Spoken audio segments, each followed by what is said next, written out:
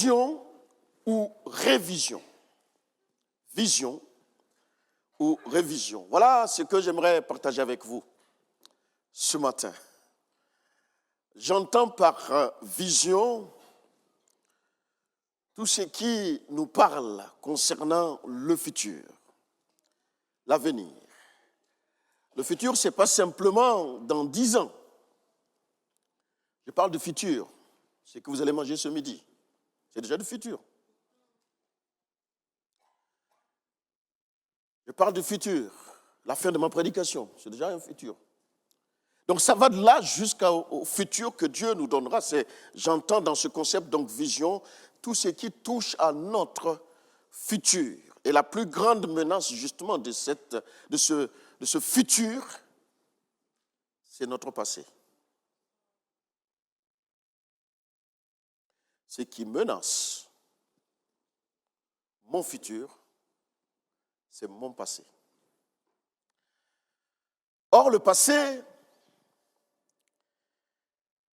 c'est une vision qui s'est déjà écoulée. Donc, ça devient une révision. Pour ceux qui roulent en voiture, de temps en temps, faites pas comme moi, parce que ça m'arrive d'oublier, jusqu'à ce qu'il y ait un contrôle fortuit. Monsieur, il va falloir faire quelque chose. Heureusement qu'ils ne mettent pas des amendes tout de suite, parce que la révision, c'est quoi donc? Il me semble que c'est simplement le fait de revenir en arrière pour regarder quelque chose de déjà fait. Notre société, la société dans laquelle nous sommes, vous et moi, et non pas le système, souvent on aime dire ça, le système, la société nous contraint à vivre cela. La preuve, vous qui êtes passés par des bancs, par des classes à l'école, via nos différentes instructions et autres, eh bien, à chaque fin de série ou de chapitre ou de session, c'est sanctionné par un contrôle. Donc, ça te ramène, ça t'oblige à revenir. Alors, on parle alors de révision. On regarde ce qu'on a pu faire, si on a bien assimilé, si on a bien compris, et ensuite, c'est sanctionné par un contrôle et de temps en temps par une note. Moi, je n'apprécie pas trop les notes. Ça, c'est dit. Sur 20 ou sur 10, mais sanctionné. Ce matin, j'aimerais parler avec mon cœur. Oui, j'ai toujours parlé avec mon cœur, je parle avec les poumons. J'aimerais lâcher des phrases qui ne concernent pas forcément aujourd'hui, qui te touchera peut-être pas ce matin. Mais si Dieu te fait grâce, toi comme moi, dans quelques courtes années, j'ose dire dans quelques courts mois, ce sont des choses qui peuvent être plausibles à nos yeux. Nous sommes préoccupés par ce que nous savons faire et moins préoccupés par ce que nous saurions faire. Et on est toujours autour de ce qu'on sait, avec une grosse appréhension de faire le pas dans ce qu'on ne sait pas faire. On vit donc dans la préoccupation de notre passé et non pas toujours celle de notre futur. Pourtant, nous sommes étrangers et passagers sur terre. Quel dilemme! Seigneur, comment faire? Tout en vivant sur la terre, sans être de la terre. Comment partir,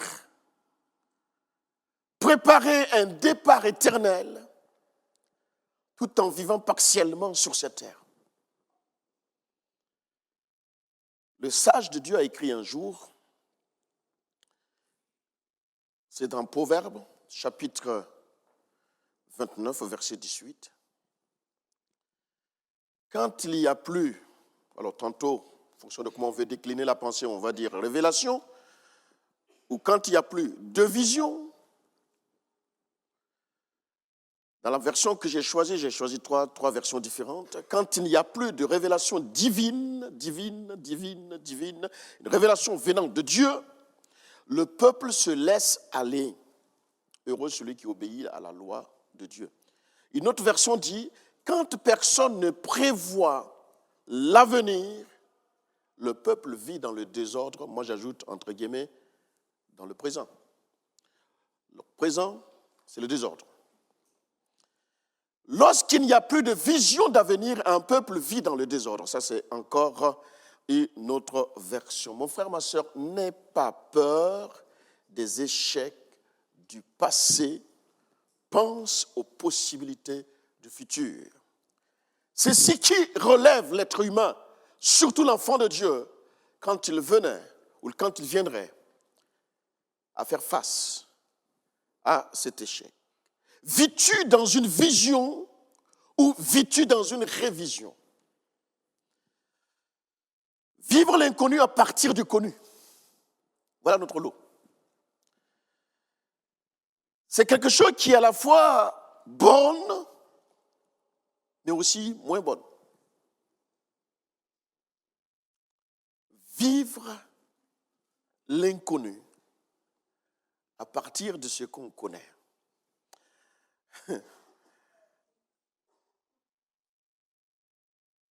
Vous savez qu'on ne sait que ce que l'on a appris. Et pour savoir, il faut apprendre. Dans la vie chrétienne, dans la marche avec le Seigneur, veillons à ne pas nous laisser gagner par le bling, bling, bling. Tape à l'œil. S'il y a un des derniers dons qu'il faut aspirer avant le retour du Seigneur, c'est celui du discernement. Frères et sœurs, déjà, ce n'est pas évident de savoir qui nous sommes. Alors, discerner ce qu'est l'autre ou les autres pour vivre une vie chrétienne, ce n'est pas toujours gagné. Or, c'est là, il me semble, que le Seigneur nous attend. Je disais donc que notre problème, c'est que nous vivons à partir de ce que l'on sait. Donc, ça veut dire que tu ne vis pas dans le domaine de tout ce que tu ne sais pas. Or, la Bible, quelque part, écrit que nous sommes bénis de toutes sortes de bénédictions spirituelles. En d'autres mots, Dieu n'a jamais rien caché à ses enfants. Oui, c'est toi qui ne le sais pas, mais lui, il ne t'a jamais rien caché. J'ai comme parfois que la mémoire immobilise parfois l'être humain.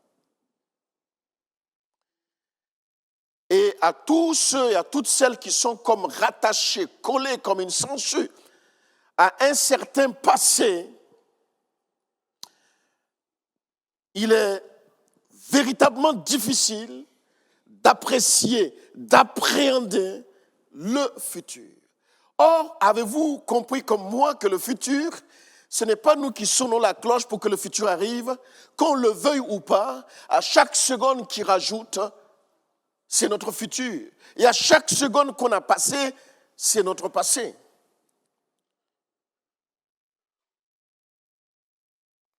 C'est dommage que parfois ce que nous savons limite ce que nous pourrions savoir. Est-ce que tu as compris quelque chose? Ce que nous savons parfois limite ce que nous pourrions savoir. À partir du moment où on s'enferme dans « je sais », c'est une façon de fermer la porte de ce que tu pourrais savoir. Parce que c'est une façon de dire que je sais, je n'ai plus besoin d'apprendre.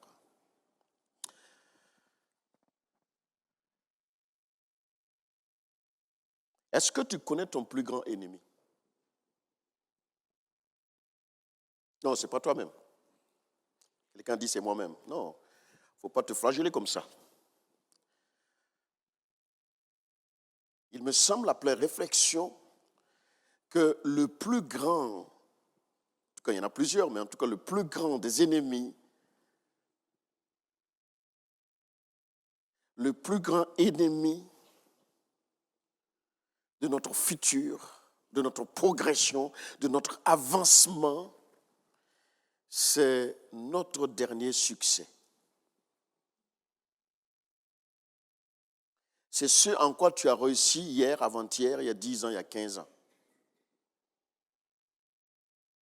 C'est ton ennemi qui t'empêche, ça devient comme un ennemi qui t'empêche d'aller plus loin. Alors, après avoir dit ces quelques vérités plus ou moins lapidaires, j'aimerais qu'on s'assoie notre réflexion sur un texte. J'ai aussi noté que tu peux quitter ton passé, ou tu peux quitter le passé et annuler la dette psychologique, la dette émotionnelle, quitter son passé, mettre une croix sur la dette psychologique et émotionnelle que tu as avec le passé. Je vais insister sur le mot oubli, mais à la façon Gilbert, d'une autre façon que, voilà, parce que je pars du principe que ceux qui ont bonne mémoire, c'est impossible d'oublier certains faits de notre vie. Et sur ce point, à titre personnel, je ne tourne pas en rond, on ne peut pas me le raconter à l'envers. Il y a des choses qu'on ne peut pas oublier, qu'elles soient bonnes, qu'elles soient mauvaises, c'est comme ça, voilà. Certains vont jusqu'à la tombe avec, d'autres entre-temps, juste avant d'y aller, ils l'enlèvent, mais la réalité c'est là. Parce qu'on a fait dire à certains Paul ce qu'il n'a pas dit. Philippiens chapitre 3, nous allons faire une très longue lecture qui est comme un texte qui nous touche et qui touche notre avenir. Philippiens chapitre 3, verset 2. Prenez garde, vous qui aimez méditer, si vous avez le temps cette semaine, méditez ce texte. Les mots qui vont suivre, en tout cas le verset 2. Prenez garde aux chiens, prenez garde aux mauvais ouvriers, prenez garde aux faux circoncis. 3 catégories. Là, je parle à titre personnel dans ma relation avec Dieu. De toute façon, c'est comme ça que je vois les choses. On continue notre lecture. Car les circoncis, c'est nous qui rendons à Dieu notre culte par l'Esprit de Dieu, qui nous glorifions en Jésus-Christ et que nous mettons point notre confiance en la chair. Moi aussi, dira l'auteur, donc l'apôtre Paul, cependant, j'aurais sujet de mettre ma confiance en la chair. Si quelqu'un autre croit pouvoir se confier en la chair, je le puis bien davantage. Moi, circoncis le 8e jour, de la race d'Israël, de la tribu de Benjamin, hébreu, né d'hébreu, quant à la loi, pharisien, quant aux zèles, persécuteur de l'Église, irréprochable à l'égard de la justice de la loi. Mais ces choses qui étaient pour moi des gains, je les ai regardées comme une perte à cause de Christ. Et même je regarde toutes choses au pluriel comme une perte à cause de l'excellence de la connaissance de Jésus-Christ, mon Seigneur, pour lequel j'ai renoncé à tout. Et je les regarde comme de la boue afin de gagner Christ et d'être trouvé en lui, non avec ma justice, celle qui vient de la loi, mais avec celle qui s'obtient par la foi en Jésus-Christ. La justice qui vient de Dieu par la foi afin de connaître Christ et la puissance de la résurrection et la communion de ses souffrances en devenant conforme à lui dans sa mort pour parvenir, si je puis, à la résurrection d'entre les morts. Si vous cherchez la phrase la plus longue de la Bible, vous avez compris là où ça a commencé? C'est une longue phrase. Est-ce que nous sommes conscients que Dieu nous aime tous pareils?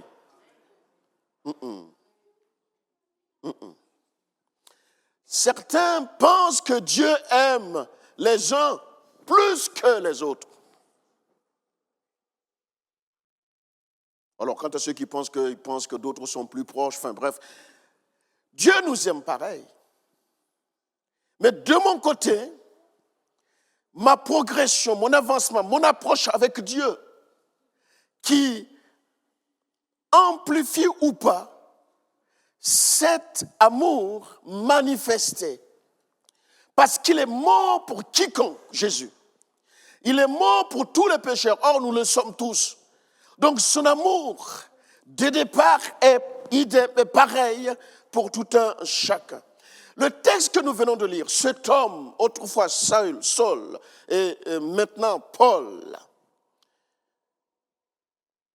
est un homme qui avait un passé lourd, pesant. Tellement pesant, à un point même, après sa nouvelle naissance, après son baptême d'eau, après les dons excellents et les révélations qu'il avait, il était toujours craint de son entourage. Pas par le fait de ce qu'il était devenu, mais par le fait de ce qu'il était.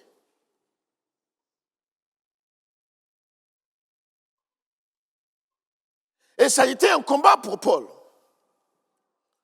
Il n'a jamais voulu nier, mettre une croix sur son passé, parce qu'il le répète à chaque bout de champ, à chaque début de lettre ou d'épître, il le parle.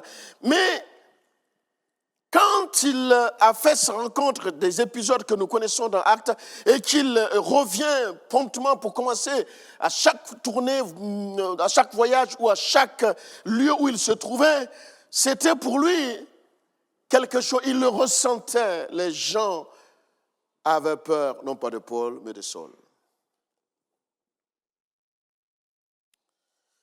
C'est vrai qu'il était censé être un des leaders premiers de plusieurs groupes. Mais au nom de la loi, dans sa perception, il va entreprendre quelque chose de terrible puisqu'il va détruire l'Église, il va faire du mal à l'Église.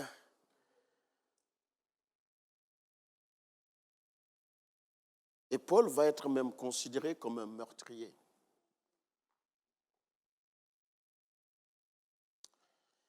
Et la question que je me suis demandé, qu'est-ce que Dieu a vu dans la vie d'un persécuteur comme lui, d'un meurtrier comme lui, en tout cas un assistant de personnes en danger. Il était là au meurtre d'Étienne. D'après la déclinaison des commentateurs, eh bien, on peut comprendre que Paul y était pour quelque chose quand même. Voilà, il a été comme voyant et vécu ces choses. L'apôtre Paul va cependant être un instrument. Dieu l'avait dit quand il fallait rencontrer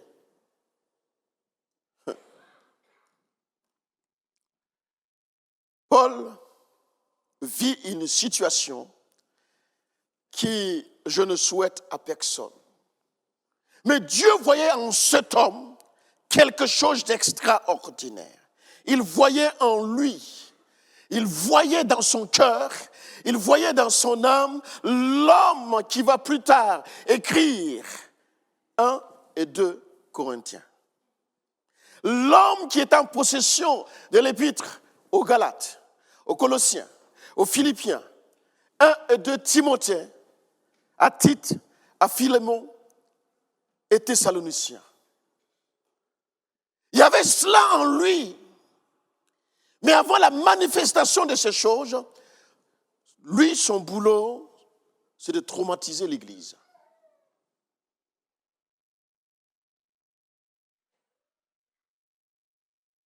Je suis sûr que si nous avions rencontré Paul en son temps, avant qu'il écrive ces livres-là, on l'aurait défini à partir de ce qu'il a fait. Frères et sœurs, comprenons ceci. En définissant une personne de par son passé, on annule son futur. Et j'aime ce que l'apôtre Paul a décidé lui-même de faire, puisqu'il le dit, c'est écrit, il a décidé d'oublier. Donc il décide de ne plus permettre, c'est ça le vrai sens d'oublier, c'est pas vivre dans l'amnésie totale, c'est pas ça. Oublier, c'est je décide de ne plus permettre à ce que je sais d'affecter ou d'impacter mon futur. C'est ça l'oubli dont il est question. En fait, il a décidé d'oublier le souvenir du passé. Si vous voulez qu'on soit amis et copains, en tout cas pour ma part, ne me dites pas d'oublier mon passé. Par contre, conseillez-moi d'oublier le souvenir de mon passé. Un jour, quelqu'un m'a dit,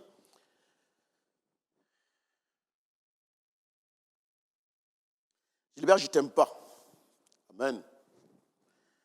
Heureusement que ma femme m'aime.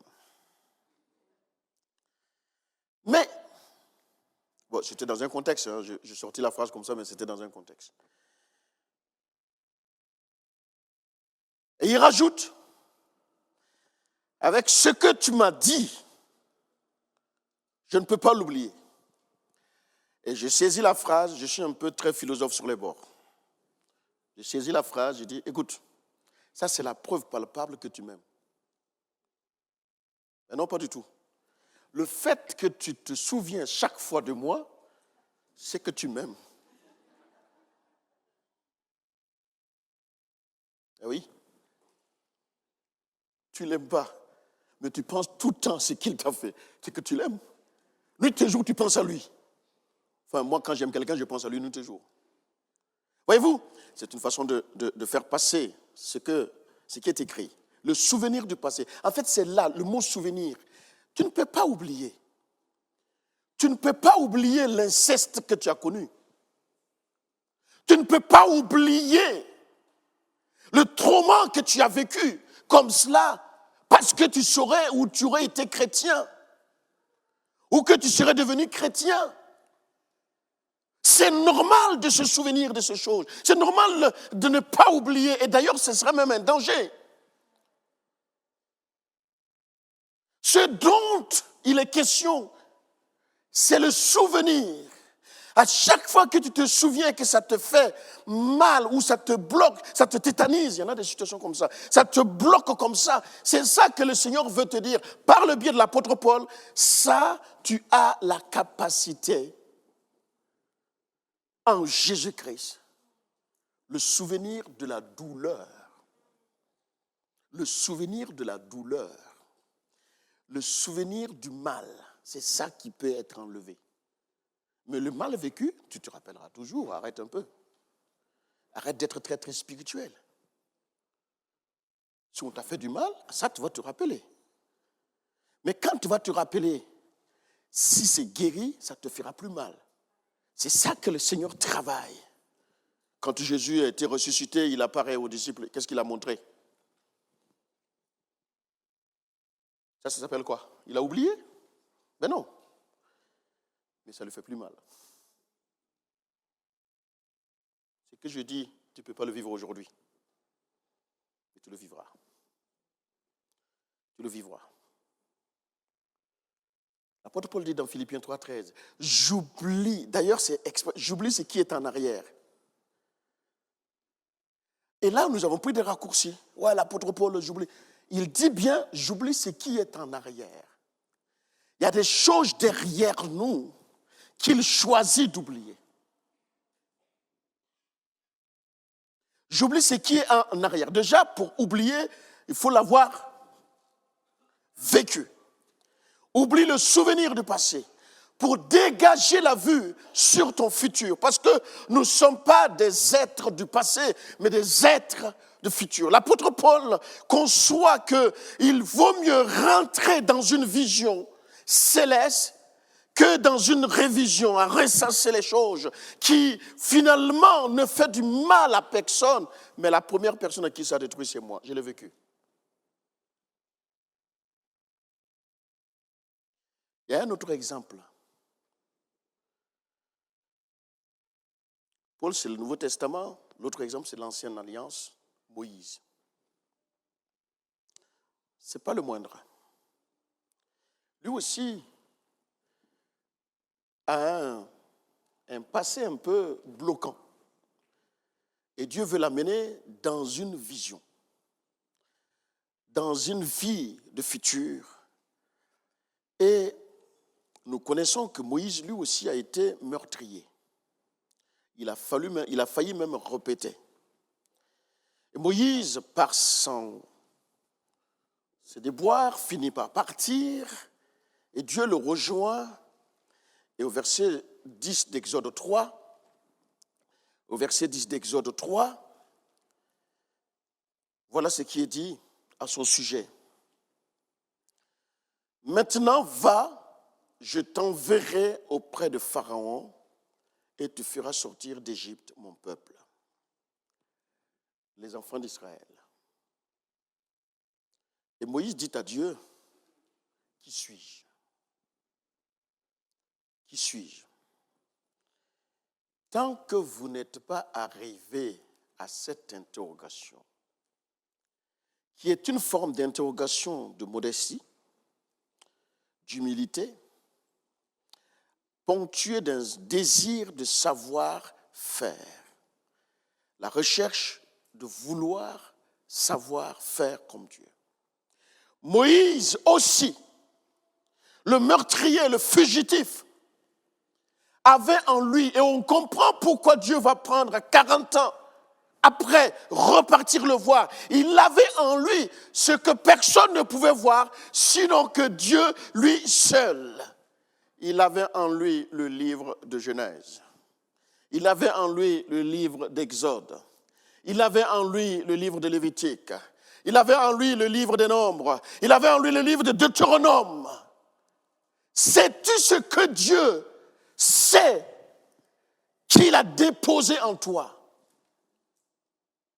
Et la grâce que nous avons, c'est que par les exemples de ces deux bonhommes de la parole, nous pouvons tirer instruction pour ne pas toujours lutter avec Dieu inutilement et de comprendre que si Dieu insiste sur quelque chose à notre sujet, nous ne savons pas. Personne ne le sait, mais lui, il sait qu'il a déposé quelque chose. Si la chose persiste, tu essayes de changer, la chose est toujours là. Dieu a sûrement déposé quelque chose en toi et il fera tout son possible pour que cette chose jaillisse, pour que cette chose sorte. Vous savez, parfois, il peut même nous faire passer par la maladie. Je ne dis pas que c'est Dieu qui envoie la maladie, mais il peut permettre qu'on passe par la maladie. Parce que le trésor, ce vase de terre doit exploser pour que le trésor sorte. La circonstance, ou au pluriel, les circonstances ne changeront jamais la valeur de la chose déposée en toi. Moi, je n'ai jamais vu un lingot d'or, ni un lingot de diamant, je ne sais pas si ça se dit. Imagine, Rodrigue, toi et moi, nous découvrons là un lingot d'or. Enfin, c'est moi qui découvre. Et comme il est costaud et grand, je sais qu'il va vouloir me le récupérer. Je pars. On est en plein travaux. Ici, ça va un peu mieux, mais rue Zurich ou Demidov, je vois les égouts. Je balance le lingot là-bas. Il y a la boue, l'eau est sale, il y a les égouts, des eaux usées. Tu as bien compris que mon lingot reste un lingot. Ce n'est pas parce qu'il est dans la boue, ce n'est pas parce qu'il est dans les égouts, ce n'est pas parce qu'il sent mauvais, ce n'est pas parce que le pourtour est sale que la valeur change. Mais c'est quoi ton problème là, en train de lutter avec la boue? C'est quoi ton problème en train de lutter avec les égouts? À quoi bon s'en prendre à l'égout ou au service de la mairie qui, entre guillemets, ils n'ont pas fait leur boulot, regardez, moi j'avais mon lingot là. Le problème n'est pas là. Moi j'appelle ça un faux combat. La valeur de l'objet reste. Et parfois, mon frère, ma soeur, tu seras dans la boue. dans la honte, dans l'humiliation. Mais si tu connais la valeur que Christ a déposée en toi, oh, pour le coup, c'est pas, je dis ça, mais ce n'est pas joli. Hein. Si tu l'as déjà vécu, tu comprends ce que je dis entre les lignes.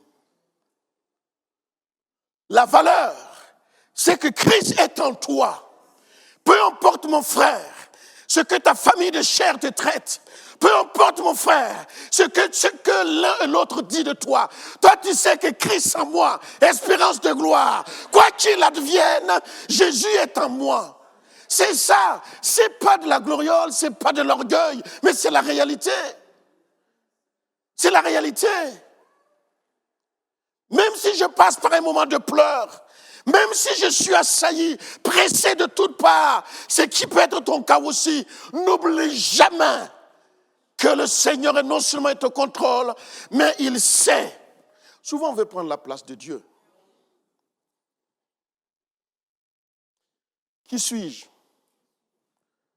qu'un objet de valeur dans la boue?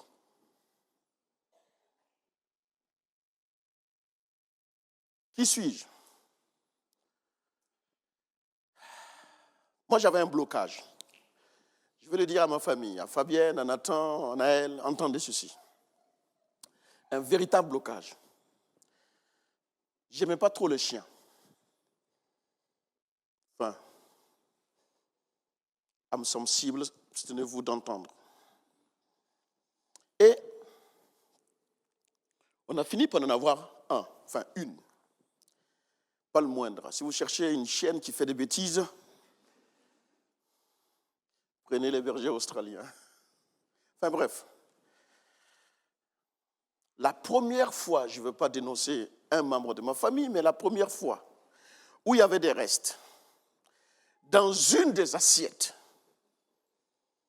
que nous on utilisait pour manger, on a donné à Happy le reste dans l'assiette que moi j'ai utilisée. Pour un Africain comme moi, j'ai repéré l'assiette. On a beau nettoyer, passer à la lave-vaisselle, j'avais repéré l'assiette. Et j'avais un blocage terrible. C'est pas possible, je ne vais quand même pas manger dans la même assiette. Mais dans la tête de Gilbert, c'était bloqué qu'entre-temps, ça a été lavé quand même bien lavé. Mais le fait, dans l'image de mon esprit, de savoir que la chienne a mangé dans la même assiette que moi, ça ne passe pas. Vous avez compris ça?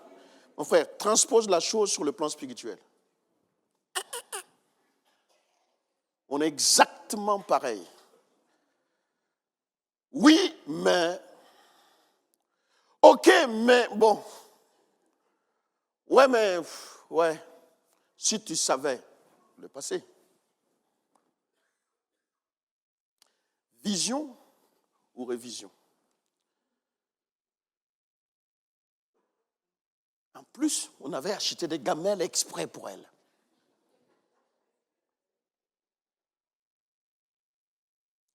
C'est qu'à table, ça va jaser ce midi. Ne te laisse pas enfermer par ce que tu as fait, sinon tu ne pourras pas aller vers ce que tu pourrais faire. Qui suis-je?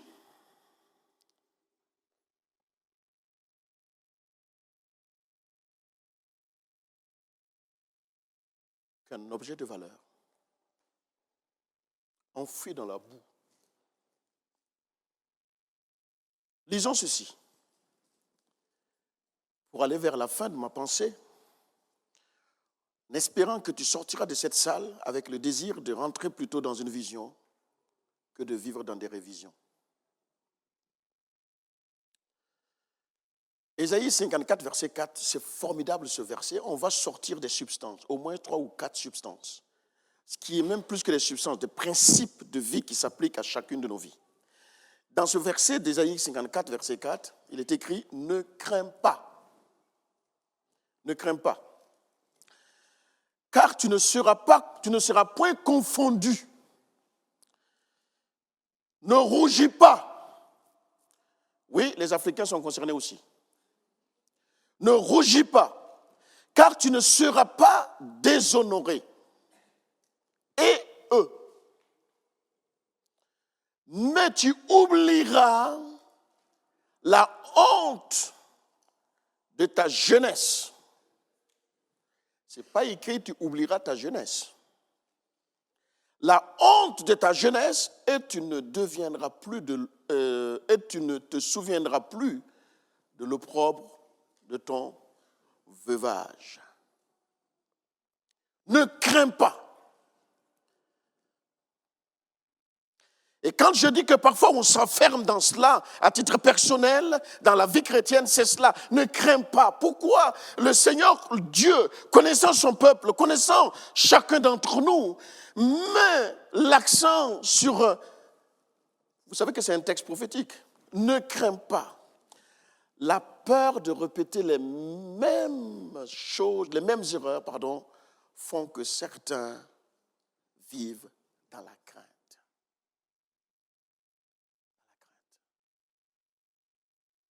Certaines ont tellement vécu des traumas toutes petites que Dieu leur a fait grâce. Ils ont maintenant une femme, une fille, un enfant à la maison.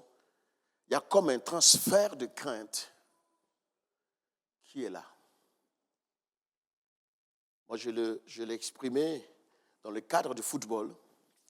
J'en ai fait un peu quand même si ça ne se voit pas, surtout de profil. Mais ne vous fiez pas à l'apparence.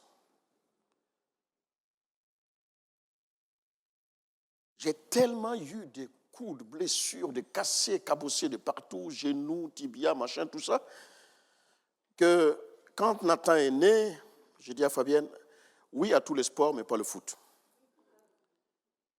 Et lui, il a dit non à tous les sports, sauf le foot. Au début, ça a été une lutte. Mais sans savoir, à force de l'expliquer, ce que j'ai vécu, ce que j'ai connu, ce que j'ai eu comme crainte, les premiers pas quand il était au CE, au CM pour son foot, quand je l'observais, je me suis rendu compte que je lui ai transmis mes craintes et mes peurs parce qu'il courait après le joueur, mais pas forcément après le ballon. La réaction était là, mais juste après l'action. Et il y a une différence quand il joue maintenant et à ses débuts, n'ayant plus peur de ce que... Ben oui, tu as peur qu'on te croie, qu'on te piétine, ça va être compliqué. Donc, voyez-vous, on peut transmettre sans se rendre compte. Ne crains point. Et ça, c'est un point focal qui peut stagner une vie. Ton arrêt est comme un arrêt sur image à cause de tes peurs enfouies.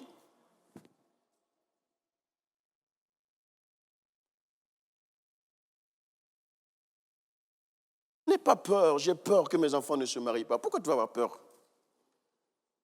Gilbert, tu vis dans une autre planète, tu n'as pas vu la société d'aujourd'hui. Oh, mais à cause de la valeur qui est en toi, ça crée la différence. Ben oui. J'ai peur d'avoir la même maladie parce qu'au boulot, nous sommes 6 et les 5 souffrent de la même maladie. Je suis sûr que moi aussi, je vais... Comment tu peux être sûr?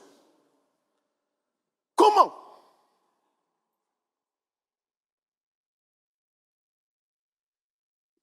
Deuxième principe, tu ne seras point confondu. Si tu notes, note ceci. Je vais regarder pour ne pas tromper l'idée.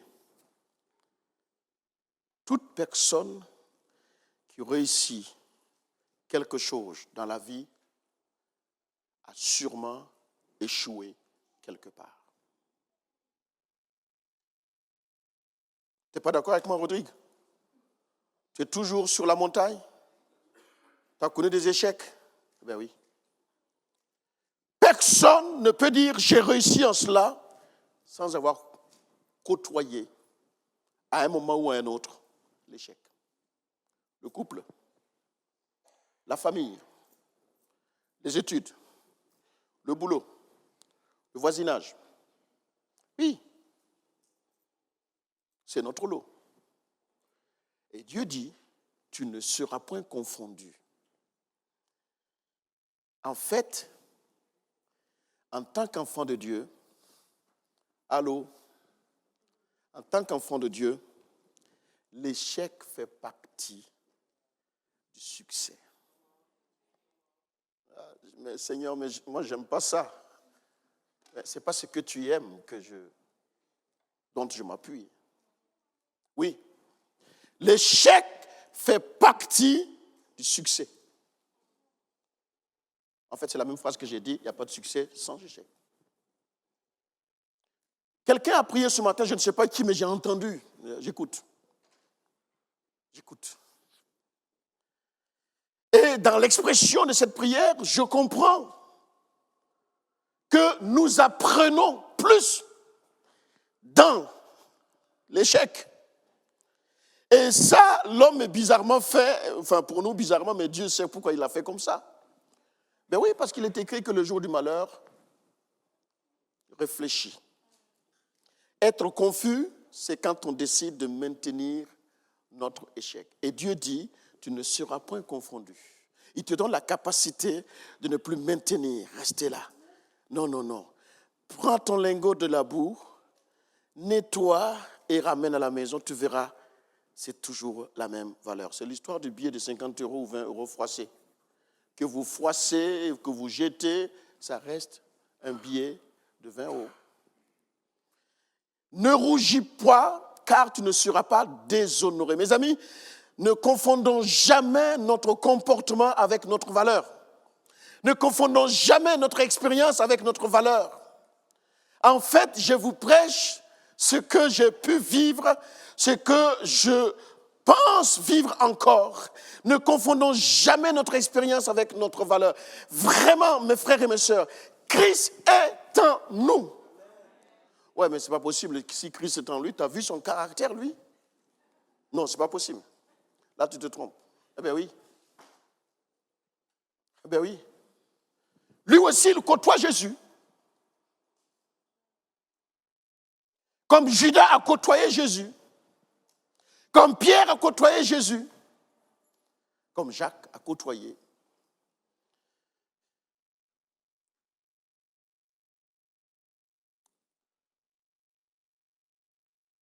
Mes amis, en Jésus, nous valons plus que ce que nous avons vécu.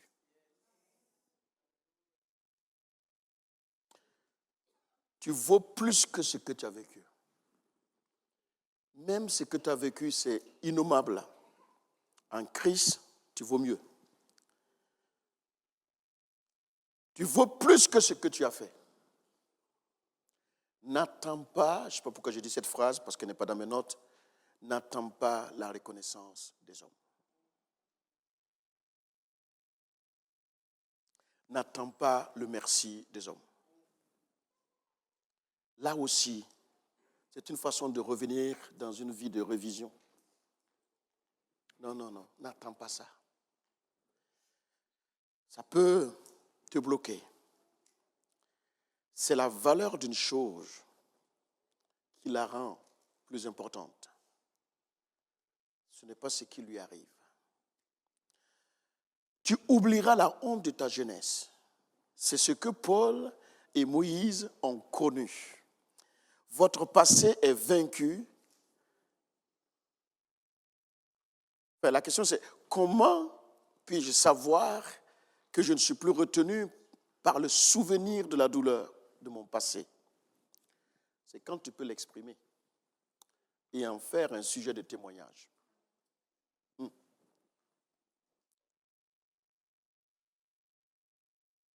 L'apôtre Paul n'avait pas honte de dire ce qu'il était avant de rencontrer Jésus sur la route de Damas.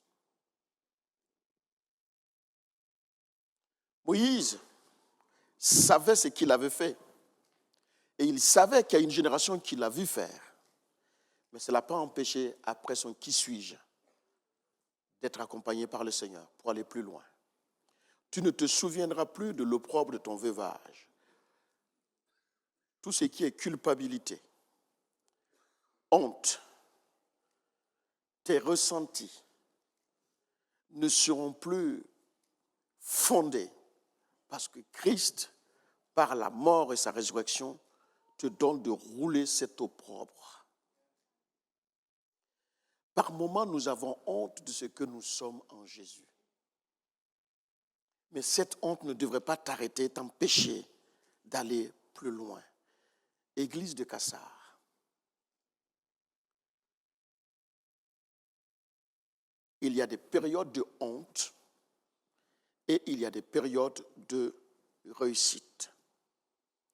Je choisis de poser mon regard sur la période de réussite parce que la honte, Christ a roulé l'opprobre. Conviens avec moi que pour aller plus loin avec le Seigneur, il y a un prix à payer. Tout le monde ne te dira pas oui.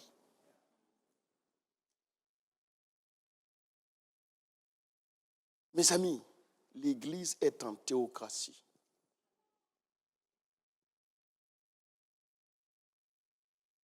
Les principes du monde ne gouvernent pas l'Église.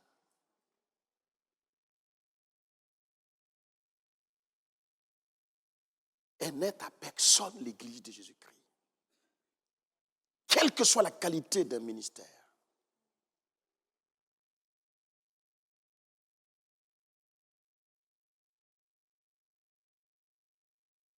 J'ai jamais eu peur de décevoir, j'ai jamais eu peur d'être déçu. Parce que je l'ai appris tout petit. Ça, c'est l'héritage que j'ai reçu de mes grands-parents. Pour qui veut s'enrouler dans l'œuvre de Jésus-Christ, c'est le prix à payer. Si tu veux que personne ne t'embête, viens à 10h moins 5, repars quand on commence à prier pour la fin de la prédication. Tu es tranquille. Pas d'adresse, pas de téléphone, pas d'entretien avec le pasteur. Ta vie est tranquille. Mais à partir du moment où tu veux vivre la vie chrétienne, c'est une exposition. Ce sont des flèches. Que tu sois pasteur ou pas. Alors revise les choses et vis une vie de vision. Seigneur, ma vision, c'est d'être avec toi éternellement. Et pour ce faire, rien ne m'arrêtera. On dit au bled, le chien aboie. Ça, ce n'est pas un verset biblique. Hein. Il y a des moments où il faut savoir. Il ne faut pas être dans le faire. Il y a des moments, moi, personnellement, et tout le monde peut témoigner, je ne suis jamais allé voir un frère ou une sœur, pourquoi tu ne fais plus ceci, pourquoi tu ne fais plus cela. Non, je suis passé par cette école-là. Oui. Il y a des moments où on a envie d'être que soi-même, que seul. Rien. Seigneur, et si tu venais à retirer tout cela, là, avec tout ça, qu'est-ce que je suis et qui suis-je, comme Moïse? C'est ça, en fait. Jamais je ne permettrai que le ministère soit plus grand que le bonhomme en la présence de Jésus. J'aimerais toujours être celui qui l'a sauvé, qui l'a plongé dans les eaux de baptême. Et que jamais, je ne prenne pour ces 2-3 dons que j'ai pour en faire je ne sais quoi. Seigneur, donne-moi de prêcher que la parole, en bonne ou mauvaise circonstance. Quand on vient me trouver que je connais mes torts, je n'ai pas honte de pleurer et de demander pardon. Pour moi, ça c'est plus grand. C'est plus grand que tout le reste. La plupart de nos combats sont des combats qui se déroulent dans nos révisions. Dans nos révisions. À tous ceux qui ont capté la pensée de ce matin, le Seigneur te parle à titre personnel. Mon enfant, j'ai investi en toi parce que j'avais un objectif. Quand Dieu arrête Saul de Tarse, il avait un objectif en lui. Que rien ne t'empêche de rentrer dans les objectifs de Dieu. Rien. Ni une vie professionnelle, ni une vie familiale. Tout cela doit être en second plan si Dieu t'attire à quelque chose. Il te donnera les moyens nécessaires. Le souvenir de la douleur, c'est ça qu'il veut enlever. Il ne veut pas te rendre amnésique. Mon frère, ma soeur, la route est peut-être longue, mais tiens bon. Dis non au découragement. Dis non à j'abandonne tout. Oui, l'échine du moi, il faut abandonner ça. Le caractère, il faut abandonner ça.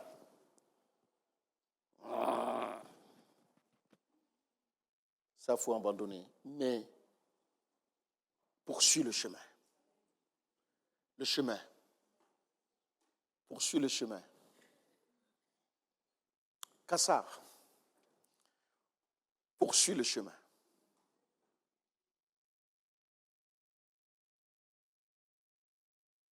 J'ai trop souffert, Gilbert. Amen. Qui a dit Amen là?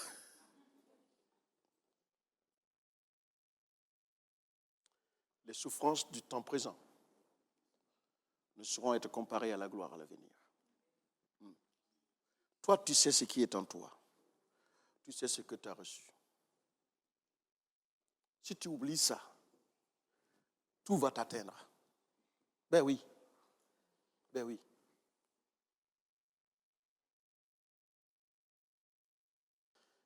Frères et sœurs, il ne s'agit pas d'être gentil à l'église et d'être autrement ailleurs. Et il ne s'agit pas d'être gentil à l'extérieur et être autrement à l'église. Il s'agit de s'engager dans une vision avec le Seigneur. Seigneur, je vais marcher avec toi. Je vais cheminer avec toi. Même si je vais ramper. Moi, je dis toujours, vaut mieux ramper avec le Seigneur que de courir avec le diable. Même si je vais ramper. Et il y a des moments, ça rampe. Vous savez quoi? Il n'y a pas que vous. Hein? Il y a des moments où tu as envie de voir personne. Et que tu ne veux pas que personne te voie. Et pourtant, il faut vivre. Non, je ne suis pas en dépression. Hein. Je suis plutôt en pression, tu vois. Que Dieu nous aide pour l'avenir de l'Église, ton avenir, ton futur. C'est ça qui compte. Futur de tes enfants. N'oublie pas que la vie chrétienne, je termine sur ça, c'est comme le singe. Alors là, quand je vais partir d'ici, vous aurez rempli vos carquois de proverbes africains. J'ai expliqué ici pourquoi il est déconseillé au singe d'enjamber une flamme. Parce qu'il a la capacité de mesurer son corps. Mais la queue, c'est compliqué. Donc lui pense que là, je peux pouvoir faire, je vais enjamber la flamme, là, vous savez, les feux de brousse. Et quand il enjambe, souvent lui, il passe, mais la queue ne passe pas. Et comme sa queue est faite de façon à s'enflammer vite, une fois que la queue est enflammée, voilà. Je suis en train de dire simplement, toi, tu peux passer. Et n'oublie pas que tu laisses une progéniture. Tes enfants, tes petits-enfants, tes arrières. Si c'était eux la queue, toi, tu es passé, tu vas les laisser cramer? Non. Que Dieu nous aide. Et qu'on compose avec tout et tous. C'est ta grâce qui nous enrichit en toutes choses.